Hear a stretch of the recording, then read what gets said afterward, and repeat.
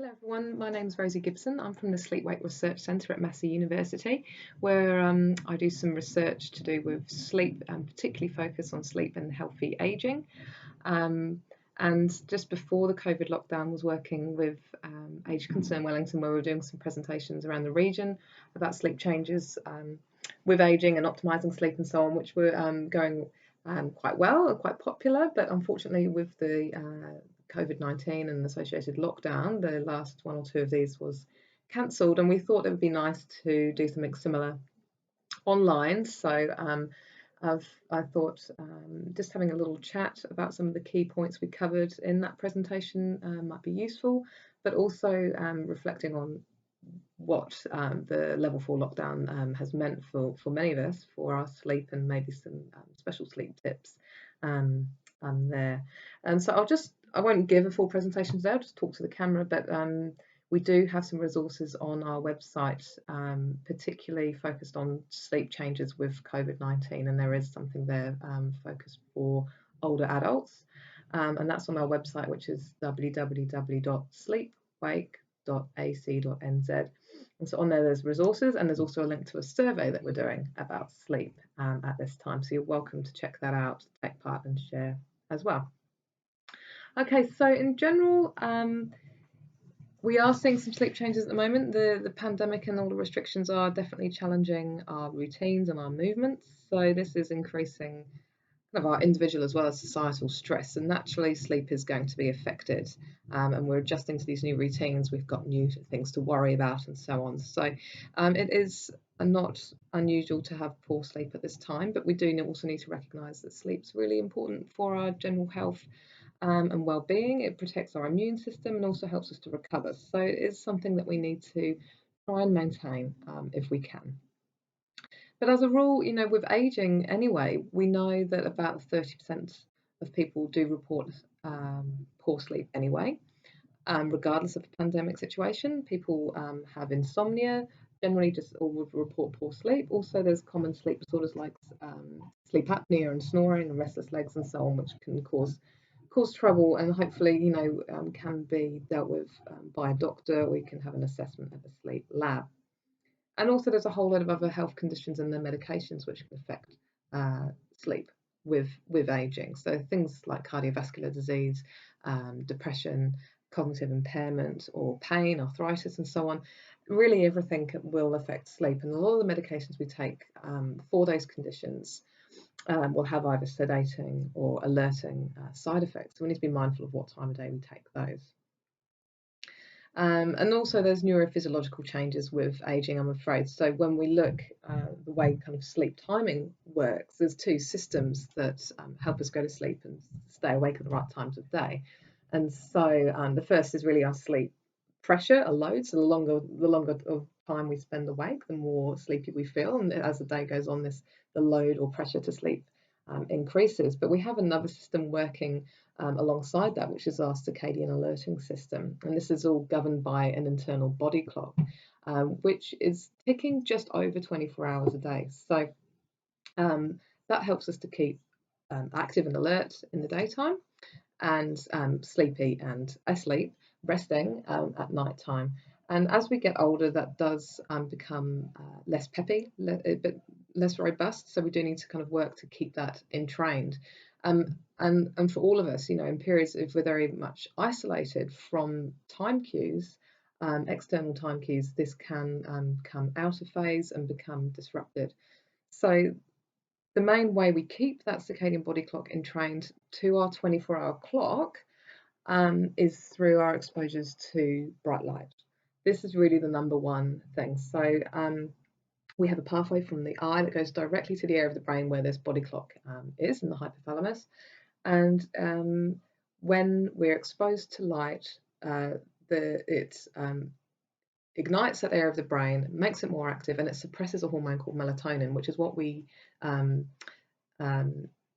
use or is secreted at night time to make us feel more sleepy. So it's kind of like it comes out when we're in darkness. So the bright light kind of suppresses that and makes us feel alert.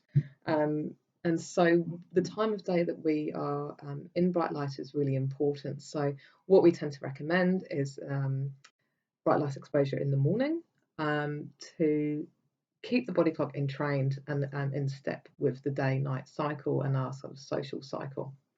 Things like physical activity are really important as well, as are the times of day we eat our food and socialise and so on. So keeping everything routine, our body and brain quite likes to be routine, and sleep falls in with that. But certainly exposure to bright light is key.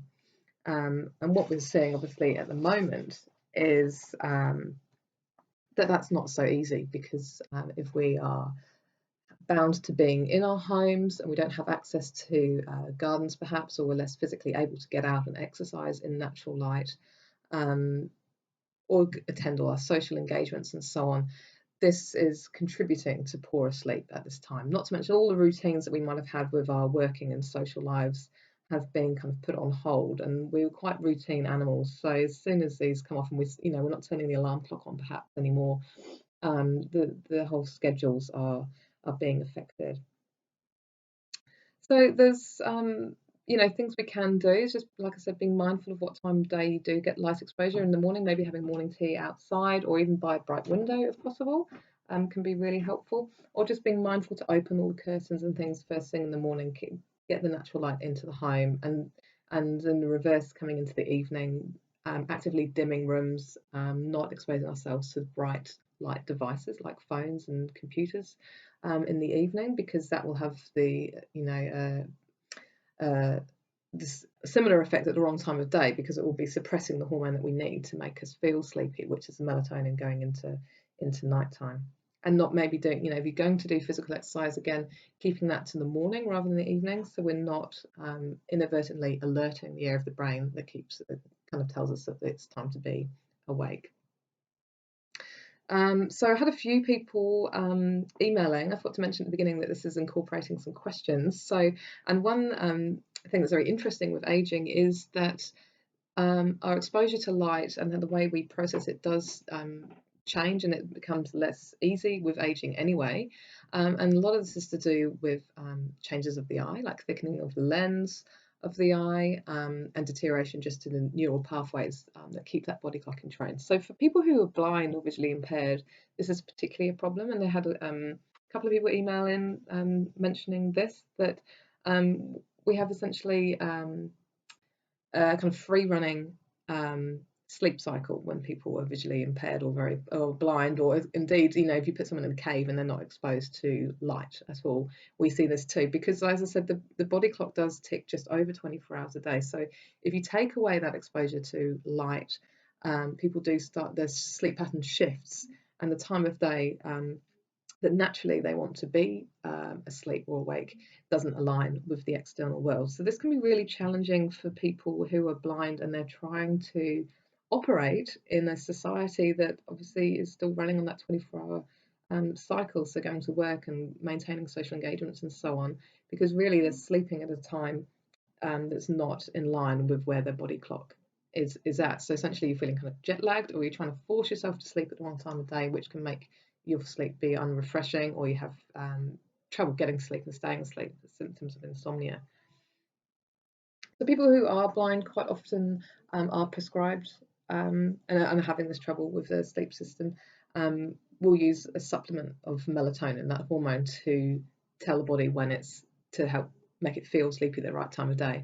And you may have heard of this. There are supplements that people use when they are flying, or yes, for jet lag, or having sleep problems. But this isn't necessarily something we recommend to use routinely for sleep. In New Zealand, you can't really buy it over a counter. It's something that's prescribed for people with unique situations. So people who are blind and cannot get exposure to that light, that's really key, because what we see is over half, I think, of people who are blind or visually impaired will have trouble with this because they can't get the exposure to light. So this is a nice way to supplement it.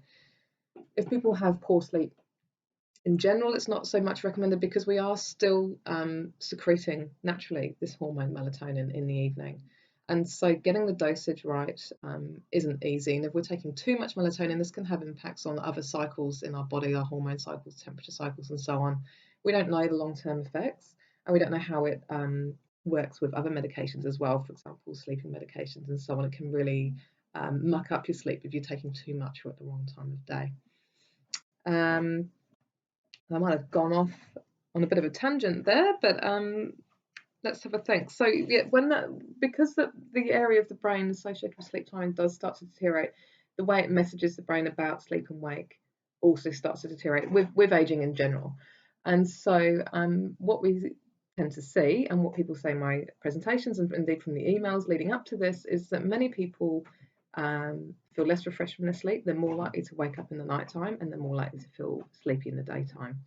And this does seem to be quite normal with aging. We're not getting as much sleep. The recommended amount is sort of 7 to 8 hours, but many people are sleeping less. Some people reporting just 4 or 5 hours. And if they're functioning well on this, this is fine. Many people feel that they would like more sleep. And so it is a common problem, so you're not alone.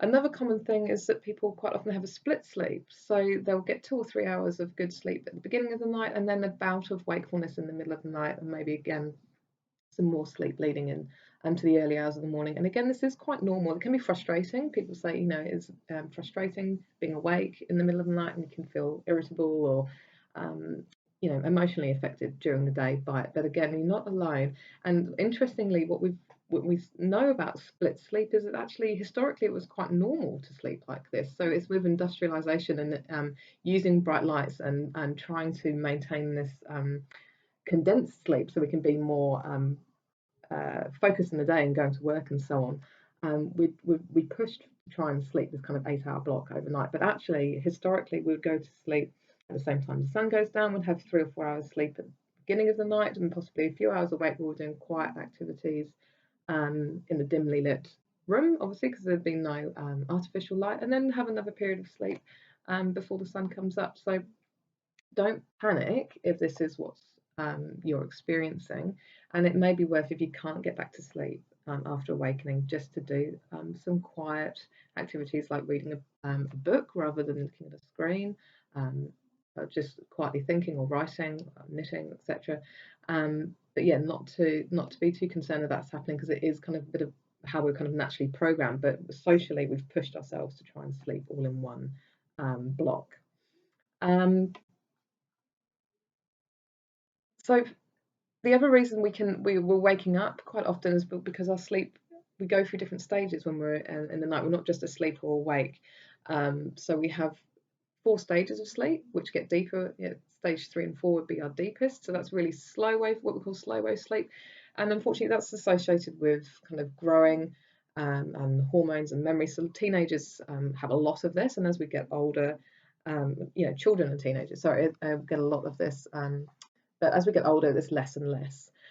Similar with dreaming sleep, with REM sleep, that starts to become less as we get older. So instead of these deeper, kind of more restorative feeling stages of sleep, older people tend to have lighter stages of sleep. So when we wire people up in the lab, that's anecdotally what we do see is kind of lighter quality sleep. So this means that more easily woken in the nighttime. And lots of people do say, they get up and go to the toilet a lot in the nighttime. And it's maybe that we're just waking up more easily and thinking maybe the reason we've woken up is because there's a need to go to the toilet. But it's not always the case. It just becomes a bit of a habit. So we need to be mindful of that. Or sometimes you think, you may as well, if you're just awake anyway, just go to the toilet. Ways you can maybe reduce issues getting back to sleep after hopping up to the toilet is, again, keeping in mind that bright light. So maybe just using dim night lights in the bathroom or hallway and not having to turn lights on, because as soon as we start turning lights on around the bedroom or bathrooms and so on where we are, again, that will suppress that hormone melatonin and make it more challenging to get back to sleep. Even a short burst of bright lights in the middle of the night will have that alerting effect on the body clock.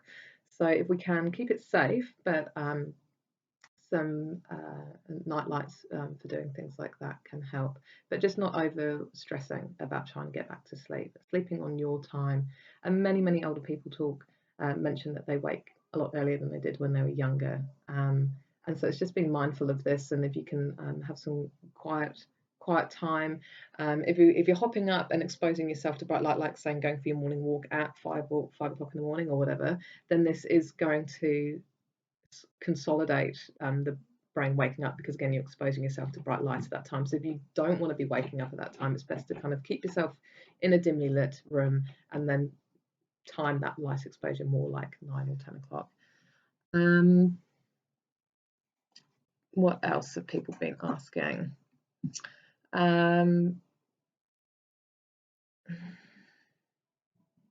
Yes, with other people talking about their health issues. So some people, sleep can become a lot worse if we're poorly, and some people mention when they go into hospital that sleep becomes a lot worse. And obviously, there's a few factors here. So whatever ailment you're inflicted with, if that's causing discomfort or pain or new medications and so on, that is going to affect your sleep. As I said earlier, most conditions will affect sleep in some way, whether it's because there's alerting or sedating issues, or there's respiratory issues or pain and so on, and just being able to get comfortable or anxiety over that condition.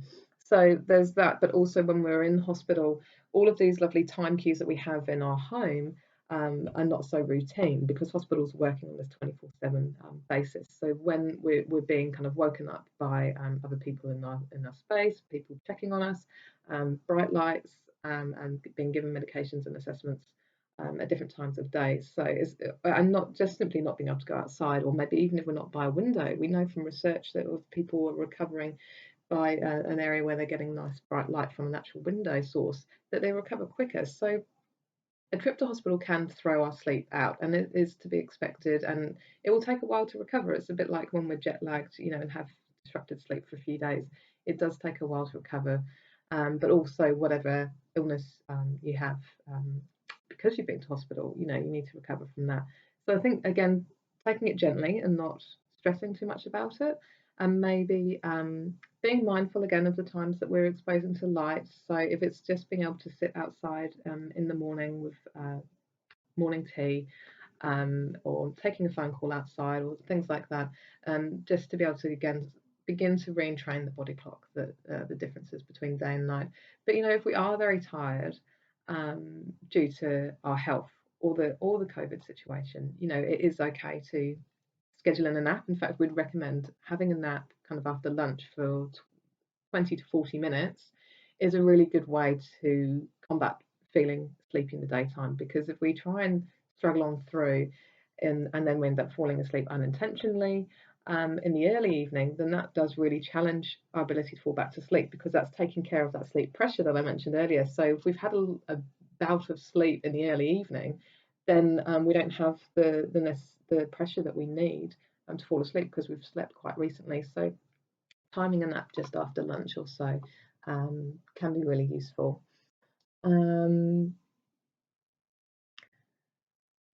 When we talk about sleep, it's not just simply the duration. I think, what I've alluded to is the time of day that we're sleeping is really important, and keeping a routine is really important.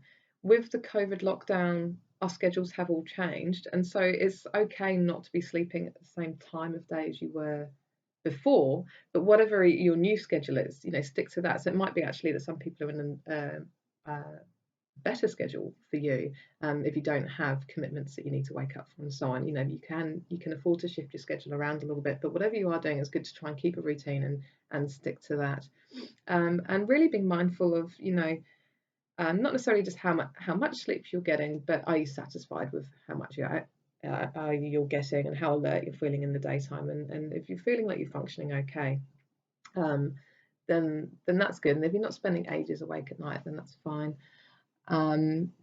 But also being kind on ourselves and realizing that this is common with aging anyway, and it is a particularly unique time during this lockdown period. Other tips or other changes I think I could just mention with level 4 in particular is we've got our less scheduled days. We've got our reduced opportunities for natural light and exercise and social connection. So again, this contributes to our regular sleep-wake cycle. So being mindful of what time we schedule those in. But also this is a real state of uncertainty for all of us. So lots more likely to feel anxious or worried. We're reading the news later than maybe we should do, and exposing ourselves. There's a lot of tragedy going on everywhere. So it's natural to feel more concerned about the situation, and symptoms of insomnia are definitely increasing, is what we're seeing. So people are having a lot more trouble getting to sleep and staying asleep.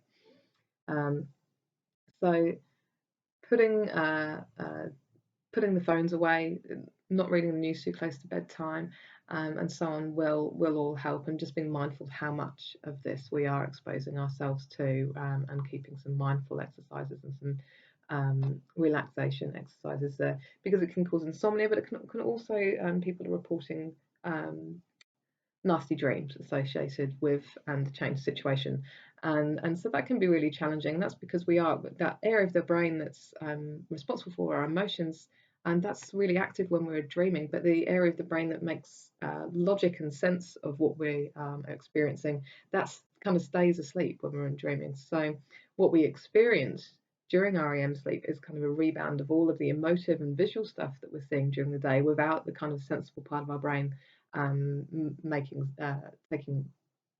taking note and being logical and trying to dumb it down. So really not exposing ourselves to too much will help, and this will die down as we adapt, I think, to the new situation as we know it. And there's lots of new social norms. So many people are reporting that they're feeling a lot more sleepy in the daytime, and actually just feelings of exhaustion. And I think it's important to recognise that this might not be related directly to poor sleep necessarily. It's actually everything is more tiring. We're having to think a lot more about the decisions we're making, even who's going to the supermarket, how's it going to get to me, what do I do when I'm there, concerns about the way our other family members are behaving, or where we are and aren't allowed to go, and what we do if we meet someone on the street, the whole new load of social norms and moral judgments that we have to make. And this is really quite exhausting on our brains. It's not something that we had to do a few months ago. So it's all a time of adapting to that, and this can make us feel exhausted, and that is okay. It's part of adapting to it. And if we do need to have a rest in the afternoon, it's okay to do that. And quite often, we try and power through on less sleep than we need and so on, but this is a time that if we can optimize sleep, it will help us to adapt and recover. And even if we're having strange dreams and so on, that is all part of our brain working through this odd situation that we're in. So protecting our sleep, protecting the routine. Also, if we've changed our schedules much and we're in a bubble with different people, or people who are at home who aren't usually at home, protecting your routine within the family. If you are an early bird or a night owl, try and make sure that the family support you to carry on being that way so you can optimize your sleep. Keeping the bedroom a sleep safe zone, so things like not working or using computers or phones in the bedroom, really prioritizing just sleep related behaviors in there, so things like reading quietly, spending time with your partner. That's really important. But also, if you've got other people in the bed or bedroom who are being disruptive, have conversations about your sleep routines, or if someone's got a sleep disorder like they're snoring, or they're very restless, how you can optimize sleeping. The bedroom, would it make more sense to sleep in different spaces, for example, or can they change different positional pillows and so on to support their snoring, so everyone can get a better sleep. We can use eye masks and so on. Avoiding alcohol and caffeine. This is something, again, with the change of routines, people do seem to be consuming caffeine and alcohol at less regular times than we maybe used to. And although caffeine can help us feel more alert during the daytime, but it takes a long time to come out of our system. So if you're drinking alcohol, coffee, or caffeinated drinks in the afternoon, they can still be having an impact later on in the evening. Even if we don't have trouble getting to sleep, this will still lighten the quality of our sleep and make it more likely fragmented in the night. So avoiding drinking too much coffee after lunchtime, or Coca-Cola or dark chocolate, all those kind of things will help. Have them in the morning. And also alcohol, that can help us to fall asleep because it does sort of naturally sedate us. But this can come back as an issue in the nighttime because it tends to suppress the REM sleep, which is the dreaming sleep. But our brain does really want that. So it will come back kind of with a vengeance at the end of the night. And that, again, makes us more likely to have more frantic dreams, or wake up or be disturbed from that time of sleep. So trying to just be mindful of when and how much we're consuming of alcohol and caffeine. There are different relaxation techniques you can try, and again, this is a personal personal preferences, but many people find having a warm drink before bed, not watching news, turning the television off, 1 or 2 hours before bed, not using the phones, and just doing quieter activities, winding down before bed. And this can include, warm baths and things will also help to promote a temperature dropping, which helps us to fall asleep. There are apps. So somebody did email asking about if there's any useful apps out there. I don't think we've got anything in New Zealand necessarily, but there's a few that you can download. There's a lot, I should say. There's a lot of stuff online and available on phones that are sleep related, but not many that have been validated by sleep scientists and kind of tested in trials and so on. So you need to be careful of which ones you're using, and especially if you're investing in. So there's a few. There's one called Shut Eye, but I think actually that might go under the name of Somnarist now, that you might be able to find online. There's one called CBTI Coach. So CBTI stands for Cognitive Behaviour Therapy for Insomnia. And there's one called Rest Ed as well. And these have been validated. Some of them do have costs. It's worth looking into, but what these really are kind of different workshops. So they'll have sort of 5 or 6 different sessions. You might keep sleep diaries, and really will offer sort of some tailored tips to help support you, especially if you're having symptoms of insomnia. So that's the getting sleep and staying asleep.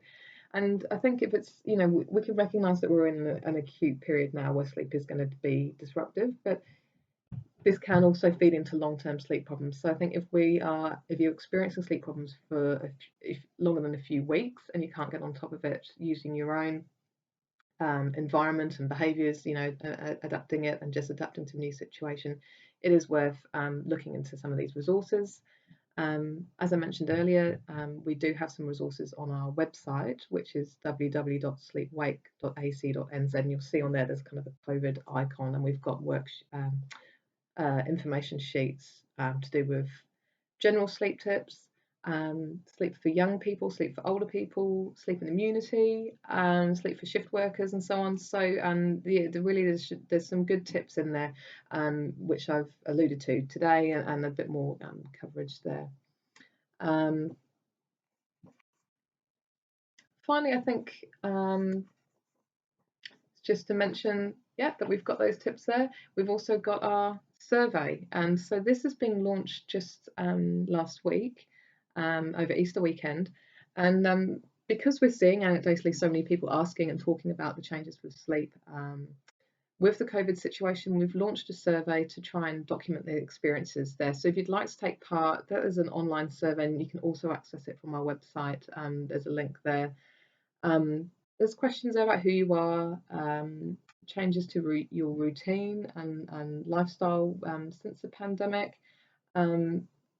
Lots of questions about sleep timing and things that are disrupting sleep, as well as how you're feeling. And then within that also there's some areas where you can write more about your experience, which I'm really keen to hear about, because obviously it's not just a tick box, how are you sleeping type thing, but actually, everybody's experience is different. And I think especially for older people, if there's underlying issues which are affecting your sleep, it's really important to document that too. Or if you're supporting other people, or have other ailments that are impacting your sleep, and you've got the COVID pandemic on top, it is a challenging time, and that's fine. And so we're here collecting that data, and I encourage you to take part, and encourage you to look at our resources, and get in touch if there's any other questions. Maybe we can do a follow-up presentation for age concern if it's something that people are interested in. So thank you all for watching my video. I hope this has been useful. It's not quite the same as what I was doing prior to the lockdown, but I think it is a strange situation, and so I will post links on the website or the YouTube with links to the resources, and stay safe. Thank you guys. Bye bye.